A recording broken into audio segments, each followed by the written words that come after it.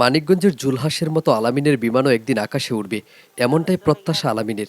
আলামিন গার্মেন্টসের চাকরির পাশাপাশি তিনি এই বিমান তৈরি করেন। তিনি বর্তমানে গাজীপুরের মাওনা এলাকায় একটি গার্মেন্টসে চাকরি করেন এবং সেই বেতনের টাকা দিয়ে তিনি তার পরিবার পরিজন চালিয়ে তারপর যে টাকা বাড়ে সেই টাকা দিয়ে তিনি এই বিমানগুলো তৈরি করেন। গত ২ বছরে তিনি প্রায় ১০টিরও অধিক বিমান তৈরি করেছেন এবং সবগুলোই তিনি আকাশে উড়িয়েছেন। আলামিনের এখন স্বপ্ন তিনি এমন একটি বিমান তৈরি করবেন যেখানে তিনি যাত্রী হিসেবে আকাশে উঠতে পারবেন, অনেকটাই জুলহাসের মতো। কারণ জুলহাসের বিমান ইতিমধ্যে আকাশে উড়েছে এবং সারা বাংলাদেশে অত্যন্ত ভাইরাল হয়েছে এবং সবাই তাকে সাধুবাদ জানিয়েছে। আলামিনও তেমন কোনো লেখাপড়া জানেন না। তিনি গার্মেন্টসে চাকরির পাশাপাশি যতটুকু সময় তিনি অবসর থাকেন সেটুকু সময় কিন্তু তার এই আবিষ্কার বা এই উদ্ভাবনে তিনি কাজে লাগান। সেই কাজে লাগানো থেকেই কিন্তু আজকে কিন্তু আলামিনের স্বপ্ন কিন্তু হাঁটি হাঁটি পা পা করে বড় হতে শুরু করেছে। তিনি কাজের সুবাদে যতটুকু সময় তিনি ফাঁকা পান সবটুকু সময় তিনি এই উদ্ভাবনে কাজে লাগান। তাই তো তার গড় দেখলে আপনি অনেকটাই মনে হবে যে কোনো এয়ারপোর্টে আছেন।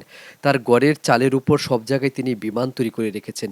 অনেকটাই দেখলে হয়তোবা যে কেউ ভাবতে পারেন খেলনা বিমান, কিন্তু না। এই সবগুলোই তৈরি করা হয়েছে ফ্রিজের ককশিট ব্যবহার করে এবং সবগুলোই কিন্তু আকাশে উঠতে পারে। আলামিন এক এক সময় এক একটা বিমান আকাশে ওড়েন এবং সবগুলো তিনি চালিয়ে চালিয়ে দেখেছেন। যেহেতু তার কাছে যেহেতু অর্থের সংকট রয়েছে সেই ক্ষেত্রে তিনি তেমন কোনো যন্ত্রপাতি না কিনলেও তিনি যে একটি যন্ত্র দিয়ে কিন্তু প্রতিটি বিমানই তিনি চেক করছেন। আলামিনের স্বপ্ন তিনি খুব শীঘ্রই তিনি এই কাজটি করবেন এবং সেই বিমানটি তৈরি করে তিনি আকাশে উড়বেন। ইতিমধ্যেই সেই লক্ষ্যে তিনি কাজ করে যাচ্ছেন।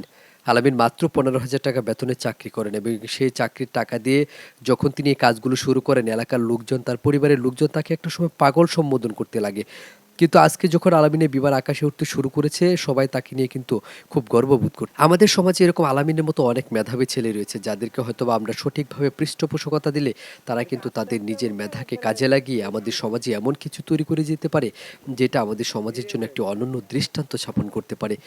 যেমনি ধরুন না, মানিকগঞ্জের জুলহাসকে নিয়ে হয়তোবা কে আগে জানতো যে তার বিমানটি আকাশে উঠবে, কিন্তু যখন আজকে আকাশে উড়লো এবং যাত্রী হিসেবে জুলহাস নিজেই যখন আকাশে উড়লো তখন কিন্তু সকলের কাছে বিষয়টি কিন্তু অনন্য নাগায় এক অন্যরকম একটি অনুভূতি তৈরি করেছে।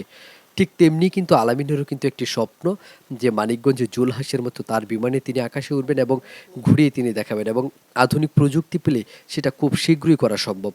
তো আলামিনের প্রতি সে প্রত্যাশাটি